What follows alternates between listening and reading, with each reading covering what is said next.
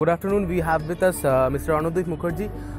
Very welcome, sir, to you. Thank you. And we want to know about your academy, about your experience, about this baby league project right now happening. So German Football Academy came into existence in April 2017. So we are basically an academy who is around 18 months old. We have around, let's say, 250 students all across India with centers mostly in Kolkata. And we have opened a center in Chennai in November, and we plan to open one more in Kochi in January. All right. So that is what we are doing in terms of the academy. Our main goal is to develop grassroots football in the country, right? That is the goal with which GFA was, founded by Mr. Krish Roy. He is our director, and he had this idea that how to get more people to start playing football, point one, and point two being how to get them to learn about the European way of play. Because we all know that the European way of playing football is like at a higher level. Definitely. Right. In terms of the baby league, I think it's a great idea. The idea of making maximum number of kids play together, that is the only way I think we can make football grow and we can take football to masses. It's a great initiative you guys have taken to start this league in Kolkata, and now I can see many more leagues popping up on the lines of this league.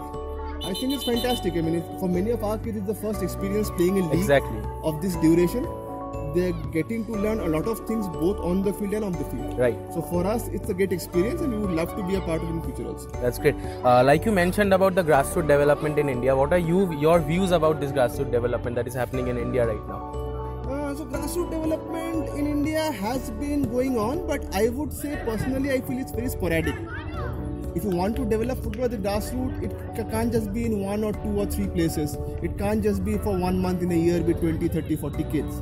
So you have to develop any sport, you have to do through mass participation. Definitely. That is what was missing, I believe, and that is what the baby league has brought in, mass participation. Right. I think this should bring in a new revolution in football in the country, at least getting more kids to play, and we would get much more better stories. And what I feel is equal distribution of resources throughout the country, so that people can come in more and participate more, so that more players are born in India. Equal distribution realistically is still a long way to go for that. Definitely. I mean, but then we should aim for that. Yeah, I mean, and to be very honest, for me personally, if someone wants to develop football in West Bengal, I would rather go for a Sikkim first than going to Kolkata, not Sikkim, maybe Kalimpong or Darjeeling. Right. Because that is where the cream of the players will come from. Exactly. Let's be very honest. Yeah, we have seen players like Baichung Bhutia come up. Ideally, from my liking, what I would suggest is, let's say if they can focus more on the districts. Definitely. Maybe start from the districts and slowly head to the major cities. Because the major cities already have football there. People watch football on the TV, they know Premier League and all that. But if you go to the villages, they have better access basically. Like we have Jungle More out there, people don't even have TV, I guess, right? Yeah. But there you will find players who are far better. Definitely. So ideally, I think actually they do not have the equal access like players in the metro cities. Absolutely. What is your view about this baby league project that's happening here, and how do you think it's gonna change the footballing culture right from the start, from the beginning of the players? Because we can see players of ages under 8, under 10 and under 12. So that's a great improvement. They will have a lot of time to grow. And like I said, I mean, like you said, under 8, under 10, these are the age groups where we have to make more kids start playing football, right? Exactly. And that is what the baby league is aiming at. So I think that is one big plus.